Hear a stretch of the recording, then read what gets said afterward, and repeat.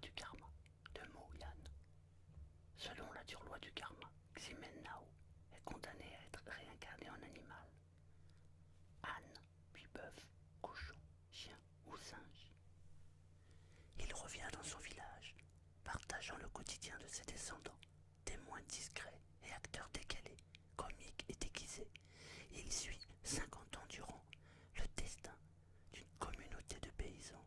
Et justement dans le village vit un petit drôle, mal élevé et terriblement bavard. Mo Yan.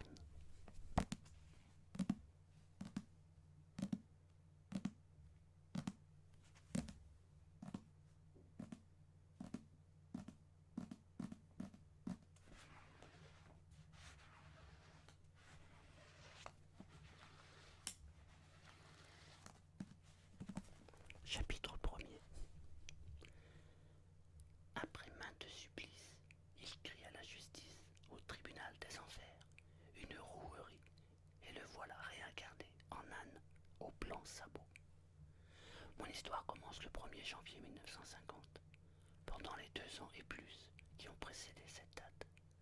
J'ai enduré dans le monde des enfers des tortures si atroces qu'elles dépassent tout ce que peut se présenter l'imagination humaine. À chaque comparution pour interrogatoire, je n'ai pas manqué de crier à l'injustice.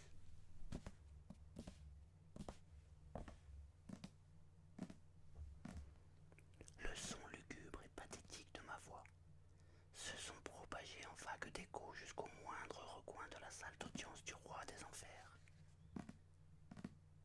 Si j'ai souffert dans mon corps sous les plus terribles supplices, je n'éprouve aucun repentir. Cela m'a valu une réputation de dur. Je sais fort bien qu'un grand nombre de sbires m'admirent en secret. Je sais également que ce bon vieux roi des enfers est excédé. Afin de m'amener à récipience, ils ont mis au point le plus cruel des tortures qui ait jamais existé dans le monde des ombres. Ils m'ont jeté dans un chaudron d'huile bouillante, où ils m'ont tourné et retourné pendant un bon moment, tout comme on fait frire un poulet. La douleur que j'ai ressentie ne peut pas être exprimée par des mots. Ensuite, ils m'ont harponné avec une fourche.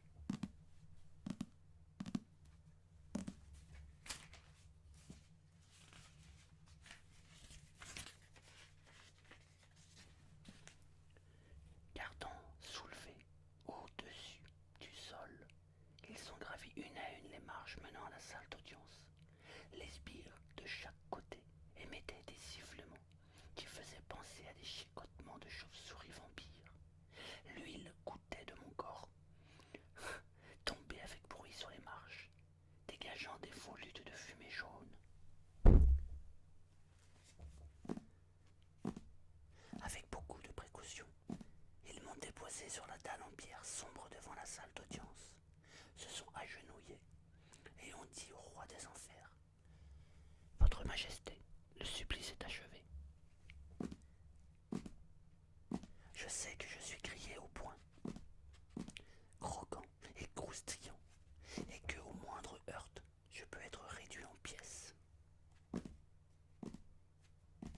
J'entends, venant de la vaste et haute salle d'audience, s'élevant parmi les lumières des cierges, la question posée par le roi des enfers sur un ton presque moqueur. Ximen, le trublion, tu feras encore des tiennes? Je vais être franc avec toi. À ce moment-là, j'ai eu un passage à vide. Je suis tout calciné, à plat ventre dans la flaque d'huile, tandis que mon corps monte des crépitements de chair qui éclatent. Je suis conscient du fait que ma capacité à supporter la souffrance a atteint ses limites, que si je ne cède pas, allez savoir quel châtiment atroce ces fonctionnaires cupides et corrompus vont encore inventer pour me tourmenter. Mais voilà, si je capitule ainsi, toutes les tortures subies auparavant ne l'auront été. Pour rien, elles auront été vaines. Alors je m'efforce, je me redresse, je m'efforce de redresser le crâne pour regarder en direction de la lumière des cierges. J'ai l'impression que ma tête peut à tout moment se détacher de mon cou. J'aperçois le roi des enfers, entouré de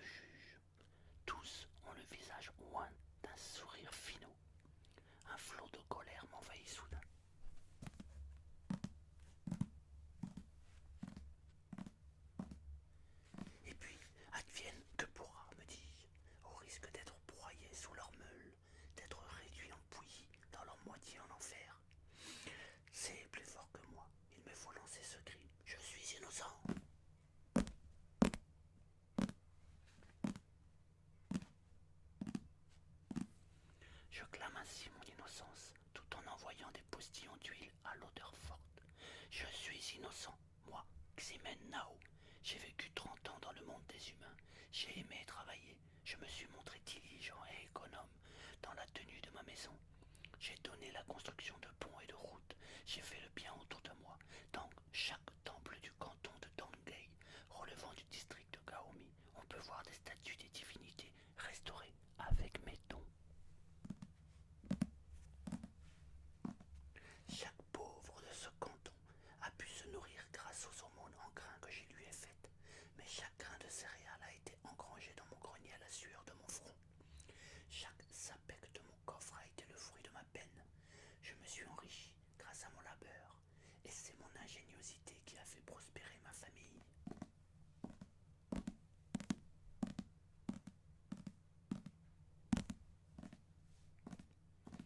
Je suis sûr de n'avoir rien fait de toute ma vie qui pèserait sur ma conscience. Pourtant, et là, je m'égorsille. Moi, un homme si bon, si droit, un si brave homme, voilà qu'ils m'ont ligoté, serré, m'ont poussé jusque sur le pont et m'ont fusillé. Ils ont tiré sur moi à bout portant avec un fusil de fortune rempli à moitié de poudre et de grenaille. Et dans un fracas terrible, m'ont fait exploser la cervelle, laquelle est allée éclabousser le tablier du pont, et en contrebas, les galets gris, gros comme des calebasses. Moi, je ne capitulerai pas, je suis innocent. Je vous supplie de me relâcher afin que j'aille me présenter à ces gens pour leur demander quel crime on me reproche en fin de compte.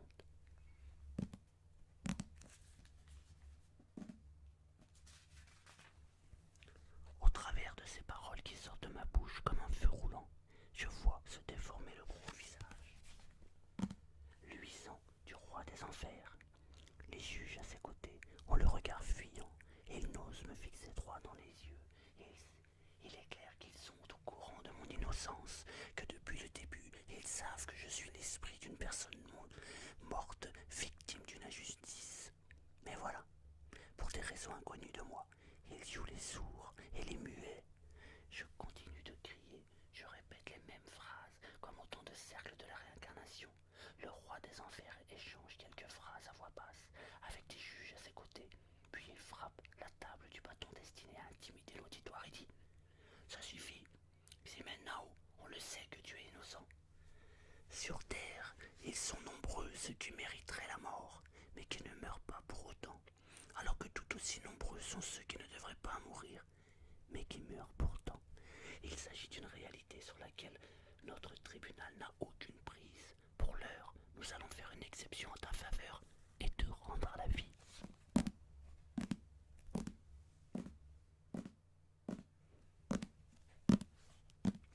Cet heureux événement, si subit, si écrasant, semble vouloir briser mon corps. Le roi des enfers jette alors devant moi une tablette triangulaire d'un rouge écarlate et déclare avec impatience « Vous deux, tête de bœuf et face de cheval, raccompagnez-le. »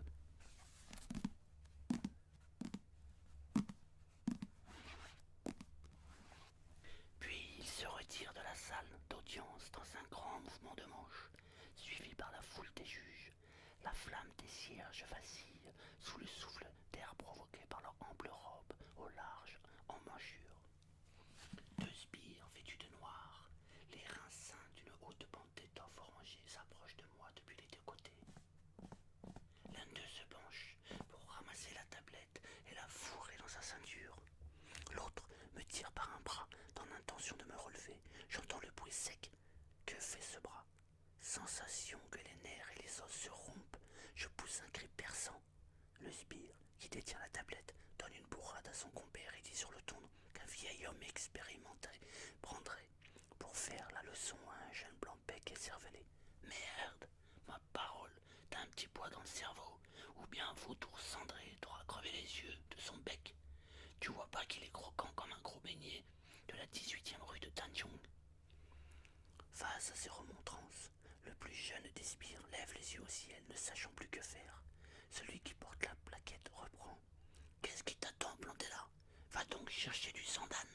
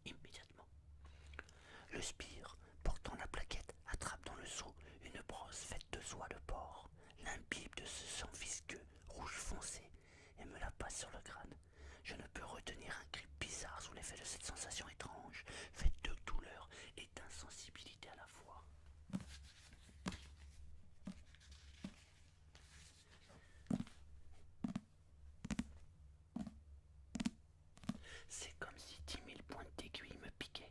J'entends le léger crépitement que font ma chair et ma peau brûlée. Je les sens qui s'immergent de sang.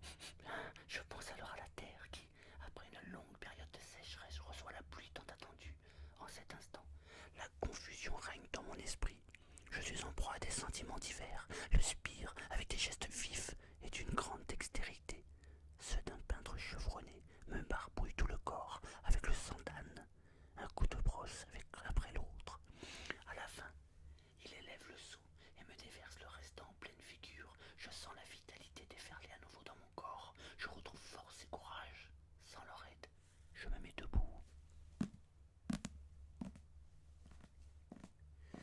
Malgré leur nom, les deux spires ne ressemblent guère à ces corps d'hommes surmontés d'une tête de bœuf ou de cheval que l'on peut voir sur les images représentant le monde des enfers.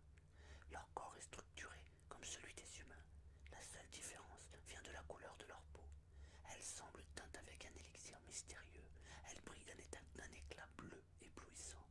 Dans le monde des humains, j'ai rarement vu un bleu aussi distingué. Il n'existe sur aucun tissu, sur aucune feuille d'arbre. Seule une fleur, une toute petite fleur, éclose dans les marais du district de Tongbei, et de cette couleur, une fleur éclose le matin pour se faner le soir.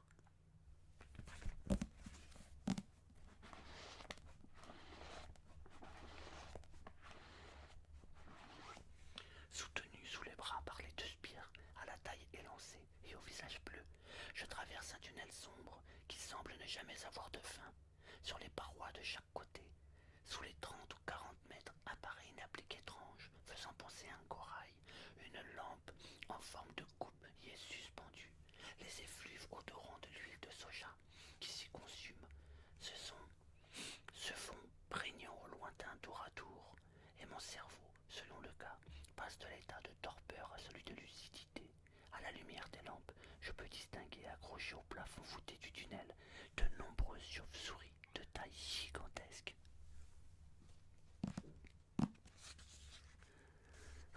Leurs yeux lumineux brillent dans la pénombre. Leurs fientes puantes en forme de grains tombent par moments sur mon crâne. On finit par sortir du tunnel, puis on escalade une haute terrasse. Une vieille femme aux cheveux blancs avance vers moi, une main blanche et grassouillante, à la peau délicate, qui jure avec son âge. Munie d'une louche de bois toute noire, elle puise dans une marmite en fer crasseuse un liquide noir également. Elle verse le breuvage qui exhale une odeur aigrelette dans un grand bol en laque rouge. Le spire prend le bol à deux mains, me le tend, et avec un sourire visiblement mal intentionné, il me dit « Allons, bois. Une fois bu le contenu de ce bol, tu auras oublié souffrance, tourment et haine passée. » J'agite la main en signe de refus et renverse le bol en répondant «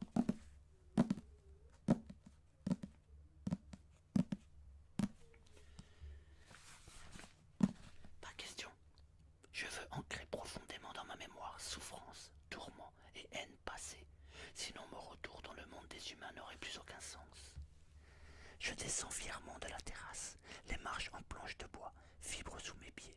J'entends les spires m'appeler par mon nom. Ils dévalent les gradins en courant. Alors nous foulons la terre du canton de Dongbei. Montagnes, rivières, végétation, tout m'est familier. J'entends même au loin un coq chanter.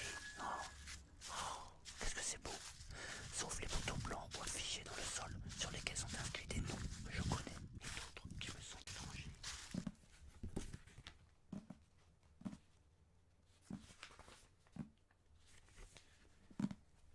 Il n'est pas jusqu'aux terres fertiles familiales qui ne soient hérissées de tels poteaux. Plus tard, je devais comprendre que pendant mon séjour outre-tombe, tandis que je réclamais qu'il fût fait justice, on avait mis en œuvre la réforme agraire. Les terres des familles influentes avaient été distribuées aux pauvres qui ne possédaient rien, et bien sûr, ma famille n'était pas une exception. Certes, le partage des terres n'est pas un fait sans précédent dans l'histoire, mais avant de procéder à cette opération, quel besoin avait-on de me fusiller?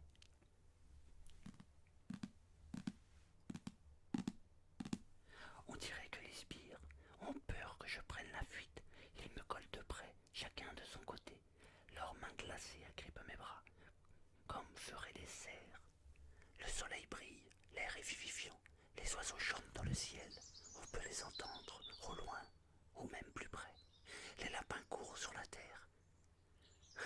Sur les bords non exposés au soleil des canaux d'irrigation et des cours d'eau, l'éclat de la neige accumulée est aveuglant. Je jette un regard au visage bleu des spires. Je trouve soudain que ces deux satellites des enfers ont tout l'air d'acteurs en costume, maquillés sur une scène de théâtre. À cette différence près, c'est qu'ici-bas, on ne pourra jamais prendre un visage d'un bleu aussi pur et distingué. Nous suivons la route le long de la rivière, dépassant une dizaine de villages. En chemin, nous croisons de nombreuses personnes. Je reconnais plusieurs bons amis de localités voisines, mais chaque fois que je m'apprête à ouvrir la bouche pour leur donner le bonjour, les sbires, juste à temps, avec précaution, me serrent la gorge, si bien que je ne peux proférer le moindre son. J'exprime le vif mécontentement que je ressens en leur distribuant des coups de pied dans les tibias. Ils ne bronchent pas. On dirait que leurs jambes n'ont pas de terminaison nerveuse. Je donne de la tête dans leur visage. Ils sont faits en caoutchouc. Leurs mains qui serrent ma gorge ne se relâchent que lorsque nous ne croisons personne. Une charrette à cheval, équipée de pneumatiques, nous dépasse à vive allure, soulevant une nuage de poussière. L'odeur de sueur qui se dégage du corps de la bête me semble familière. Oh, je vois Marwendou, le charretier, assis sur les brancards. Il tient son fouet contre lui, une veste blanche en mouton usée jusqu'à la peau est jetée sur ses épaules. Sa pipe à long tuyau et sa bague de tabac sont attachés ensemble, fourrés en biais dans le col, au dos du vêtement. La blingue se balance, comme la carte d'un débit de boisson. Si la charrette et le cheval sont bien ceux de la maison, le conducteur n'est pas un valet de chez nous. Je voudrais bien le rattraper pour lui demander de quoi il retourne, mais il m'est difficile d'échapper aux deux sbires qui me retiennent, comme feraient des lianes. J'ai l'impression que le charretier a pu apercevoir ma silhouette, entendre le bruit de mes efforts pour me débattre, sentir cette étrange odeur peu courante ici-bas que dégage mon corps. Pourtant, il nous a dépassés à vive allure, comme s'il voulait fuir quelque malheur. Puis nous rencontrons une troupe, marchant sur des échasses, et qui joue l'histoire du moine parti sur le Tang chercher des livres saints. Ceux qui interprètent Sun Wukong et Zubaji sont des gens du village que je connais bien. Au vu des banderoles qu'ils portent et à entendre leurs propos, je comprends que nous sommes le premier jour de l'année 1950. Alors que nous approchons du petit pont en pierre, à l'entrée de mon village, je sens monter en moi des vagues d'inquiétude. Déjà, j'aperçois sous le pont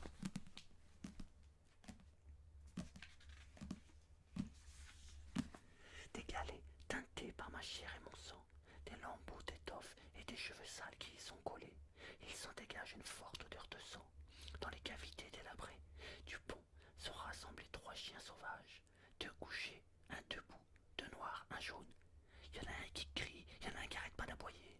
Ils ont tous le pelage luisant, la langue d'un rouge étalant, les dents étincelantes, les yeux brillent.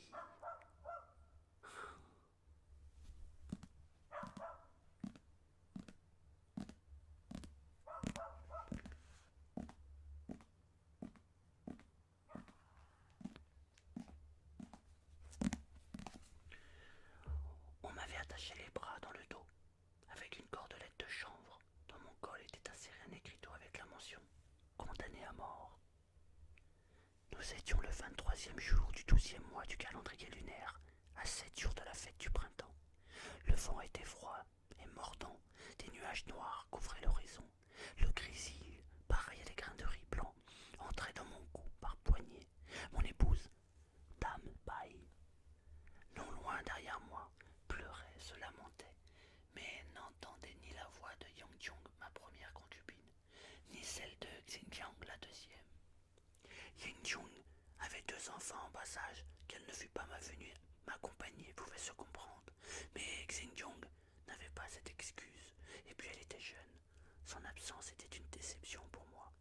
Après m'être arrêté sur le pont, je me suis retourné brusquement. Alors j'ai vu à quelques mètres de moi Yang Dong, le chef de la milice populaire, ainsi que la dizaine de soldats qui lui suivaient. Je leur ai dit « Messieurs, nous sommes tous du même village. Il n'y a jamais eu en nous d'intimité ni d'injustice. Et si moi, votre cadet, j'ai quelque Yang Jong m'a lancé un regard profond, mais déjà ses yeux se faisaient fuyants. Ses pupilles dorées étaient tellement brillantes qu'on aurait dit 2 étoiles d'or. Yang Dong, tes parents ont bien choisi ton nom. Yang Dong m'a dit. Trêve de bavardage, c'est la politique qui le veut. Je poursuivis ma plaidoirie. Messieurs, il faut au moins que je sache pourquoi je vais mourir. Quel article de la loi ai-je donc enfreint? Yang Dong a répondu. T'auras qu'à le demander une fois que tu seras devant le roi des enfers. Il a élevé soudain le fusil dont j'ai parlé. Le canon n'était qu'à une dizaine de centimètres de mon front. Puis j'ai eu comme l'impression que ma tête volait. Puis j'ai vu l'éclat du feu. J'ai entendu le bruit d'une déflagration qui me semblait venir de très loin. J'ai senti la bonne odeur de la poudre flottante dans l'air. Le portail de ma demeure est entrebâillé. Par la fente, on peut apercevoir de nombreuses silhouettes dans la cour. Serait-il que je suis de retour? Je dis au messager d'outre-tombe, frère, la route a été dure pour vous. Je vois le sourire rusé sur le visage bleu des sbires, mais avant même que j'aie pu réfléchir au sens qu'il revêt, me tenant par les bras, il me pousse violemment en avant. Tout est noir devant moi. J'ai l'impression d'être englouti dans une masse d'eau, quand soudain une exclamation de joie retentit à mes oreilles. Ça y est, il est né! J'ouvre les yeux et me vois, le corps tout collant, d'un liquide poisseux, allongé derrière la coupe d'une ânesse. Juste ciel, qui aurait pu imaginer que moi, Ximen Nao, un notable authentique qui a reçu l'éducation auprès d'un précepteur privé, qui sait lire et interpréter les textes, deviendrait un anon aux 4 sabots blancs, comme neige et aux mufles roses paille. Fin du premier chapitre. C'est un super bouquin. En fait, je me régale à chaque fois que je lis un de ces chapitres. Alors, c'est un livre qui est très gros, il fait 970 pages. Mais il est vraiment